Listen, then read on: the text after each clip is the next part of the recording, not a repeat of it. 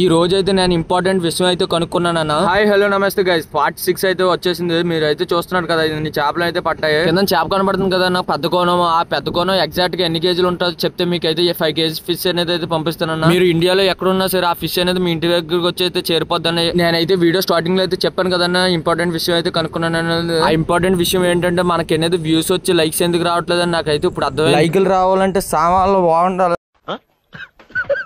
అని అయితే అస్సలు కామెంట్ అయితే చేయకండి అన్న. ఇంకైతే లేట్ లేకుండా వీడియో కంటెంట్ లోకి అయితే వెళ్ళిపోదాం. కింద చేప కనబడుతుంది కదా, దాన్ని అయితే జల్లా అని పిలుస్తారు. అలాగే ఇంగ్లీష్ లో హాట్ హెడ్ క్యాట్ ఫిష్ అని పిలుస్తారు. ఆ పేరు అయితే చాలా అయితే వింతగా ఉంది. నాకే నోరు బాగా తిరగలేదు అన్న. ఇక ముఖ్యంగా దాని బెనిఫిట్స్ అయితే తెలుసుకుందాం అన్న. దాని బెనిఫిట్స్ అయితే అంతగా ఏం లేవు.